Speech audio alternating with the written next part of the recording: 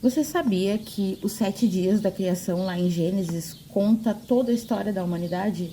É, os 7 dias da criação, eles não contam apenas a forma que Deus criou as coisas, mas conta toda a história da humanidade, está descrita ali, nos detalhes. E quando a gente se atenta para as figuras que Deus coloca, cada coisa no seu dia e tudo mais, isso se encaixa perfeitamente com toda a história da humanidade. Tem uma passagem muito interessante em Isaías 46, a partir do verso 9, que vai dizer o seguinte: lembrem-se das coisas passadas, já lá desde a antiguidade, que eu sou Deus e não há outro. Eu sou Deus e não há outro semelhante a mim, que anuncio o fim desde o princípio. Ou seja, desde o princípio, Deus já anunciava o fim. E isso é uma pergunta, se a gente ainda não se fez, é de se pensar, né? Porque a humanidade, a Terra, é a única coisa que Deus criou com prazo de validade. O ser humano não vai ser eterno, não vai ser para sempre, a gente sabe disso. O nosso espírito, sim, o nosso espírito ele é eterno, mas, porém, para adentrar até a eternidade, nós vamos passar por um processo, né? Que ele começa aqui na Terra, na santificação, na separação, mas é um processo que ele começa na santificação, porém ele termina na glorificação dos corpos. Paulo fala, é necessário que isso que é corruptível se revista de corruptibilidade. Isso que é mortal se revista de imortalidade. Ninguém vai desse jeito para o céu. Ou seja, a humanidade tem prazo de validade. A terra em si, essa terra que a gente vive também, tem prazo de validade. Mas enfim, os 7 dias da criação, eles contam uma história, a história da humanidade. E como Isaías diz, Deus anuncia o fim desde o princípio. Então, para a gente entender um pouquinho melhor, a Bíblia, ela narra períodos, blocos de 1000 anos. Cada 1000 anos é como se fosse um dia. Se eu não me engano, em Salmos vai falar isso, que um dia para Deus é como 1000 anos é como um dia.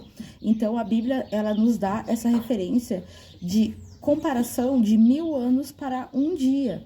Então, cada dia da história da criação da humanidade representa 1 milênio, 1000 anos, que a humanidade passaria aqui na Terra.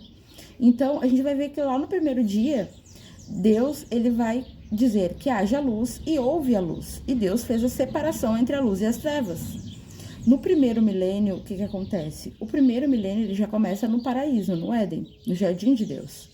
No primeiro milênio, o que é evidente ali? Qual é a primeira coisa, assim, evidente que acontece? O ser humano, Adão, ele vai comer do fruto da árvore do conhecimento do bem e do mal. Vai haver uma separação entre luz e trevas, entre o bem e o mal. Assim como foi dito no primeiro dia, haja luz e houve luz. E Deus fez separação entre a luz e as trevas. No primeiro milênio, o que a gente tem? A gente tem o pecado e a separação da luz e das trevas. O pecado adentrou na terra através do pecado. A morte adentrou na terra através do pecado. No segundo dia, a gente vai ver um firmamento. Deus separa as águas que estão acima do firmamento das águas que estão abaixo do firmamento. E ele cria esse firmamento sólido. Entende? Tanto que é firmamento o nome. Mas enfim, no segundo milênio, a gente vai ver o quê? A gente vai ver a história de Noé. Na história de Noé, o que acontece? As águas de cima, elas se uniram com as águas de baixo. Deus abriu as comportas do céu e abriu as comportas da terra. E houve um grande dilúvio. Entende? Até as águas se cessarem, o que acontece? Até as águas baixarem e cessarem, as águas, elas se encontraram de novo, como foi lá no segundo dia da criação, que as águas eram uma coisa só. Deus fez uma separação entre as águas de cima e as águas de baixo, e ele criou um firmamento. Lembrando que o firmamento, ele também representa a aliança que é feita com Noé. Assim que Noé sai da arca, Deus, ele firma uma aliança, ele faz um firmamento com Noé e com a família dele que sobreviveu ao dilúvio. Então, no primeiro dia da criação, a gente tem separação entre a luz e as trevas. No primeiro milênio, a gente tem o pecado, a entrada do pecado na humanidade e a separação do bem e do mal, da luz e das trevas. No segundo dia, Deus, ele separa as águas e cria o firmamento. No segundo milênio, vai ter o dilúvio, vai ter essa junção de águas novamente, e Deus novamente precisa separar as águas. E o firmamento está narrado na própria aliança que Deus faz com Noé. No terceiro dia, a gente vai ver que no meio dessa água toda, Deus cria uma porção de terra seca. E nessa porção de terra seca, Deus começa a trabalhar. Começa a nascer árvores e vegetação e tudo mais. Deus começa a trabalhar nessa terra. No terceiro milênio, o que a gente tem? A gente tem a história de Jacó, Israel. Ali, Deus ele começa a formar uma terra, formar um povo que é dele. Então, a Bíblia, quando ela fala de terra, porção de terra seca, terra, já vai remeter à humanidade. O ser humano ele foi tirado do pó da terra. Então, essa ligação da terra com o ser humano é muito forte. Mas no sentido assim, quando se refere à terra, fala do ser humano, esse que é submisso a Deus, o povo de Deus. Quando Deus está falando do ser humano que não teme a ele, que não tem nada a ver com ele, que é do mundo, ele vai se referir como o mar. O mar sempre está relacionado às pessoas que não temem a Deus. A terra seca, a porção de terra seca, remete ao povo de Deus. No terceiro milênio, a gente vai ver a história de Jacó, a gente vai ver Deus formando essa terra, essa pequena porção de terra, e essa terra se multiplicando e dando árvores e dando frutos e tudo mais. É o início da história de Israel, da história do povo de Deus, da terra sagrada de Deus. No quarto dia é muito interessante, porque no quarto dia, Deus ele cria sol, lua e estrelas. É o relógio de Deus, o relógio que está no céu, o sol, a lua e as estrelas. É interessante porque o sol, ele propriamente ele representa Deus, o Pai, a lua representa a mãe, por isso que a lua tem essa ligação tão forte com a mulher em si, e as estrelas representam os filhos. Então, no quarto dia, Deus faz exatamente isso. Ele faz esse relógio, que é o céu, o sol, a lua e as estrelas.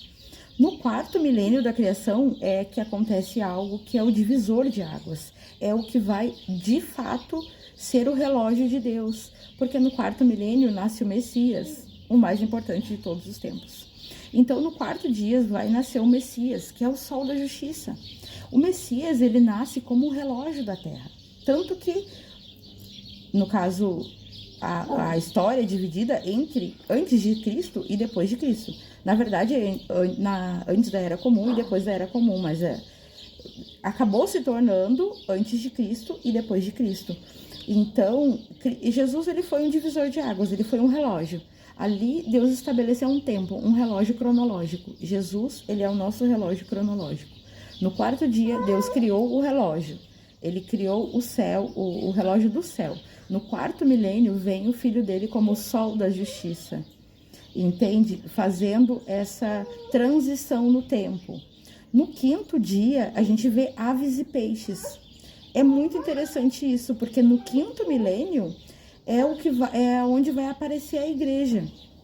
Os peixes representam os próprios israelitas, os próprios judeus, o próprio povo de Deus em si. Não à toa Jesus chamou tantos pescadores, né? Já as aves, por sua vez, elas representam os próprios gentios. Eles não são naturais de lá, mas porém eles migram. Então, no quinto dia, quando Deus ele faz ali as aves, os peixes e tudo mais, é a própria formação da igreja. No sexto dia, a gente vai ver Deus criando as bestas feras do campo, as bestas feras da terra e tudo mais. E por último, a gente vai ver Deus criando o ser humano, a imagem e semelhança dele. E isso é muito interessante, porque no sexto milênio, que é justamente o tempo que a gente está vivendo, no sexto milênio a gente vai ver as bestas feras. Tem aí o falso profeta, o anticristo, né, a besta que sobe do mar, a besta que sobe do abismo, são as bestas feras. E a gente também vai ver uma coisa muito interessante, porque aqui, nesse sexto milênio, é exatamente onde entra o maior processo de separação, de santificação. Deus fala que nos últimos dias ele derramaria do seu espírito, né, para preparar a terra para a colheita final. Então, no sexto dia, a gente vai ver Deus formando o homem à imagem e semelhança dele. Esse próprio processo de santificação, de avivamento, como as pessoas falam, que é o processo de como se fosse uma chuva. Deus derrama o espírito dele como se fosse uma chuva, para preparar a terra para a colheita. E no sétimo dia, como a gente sabe, Deus ele cria o sábado e ele santifica, e ele descansa no sábado. E no sétimo dia da criação, no sétimo milênio da Terra, o que a gente vai ter? O milênio de Cristo. E aí já mostra os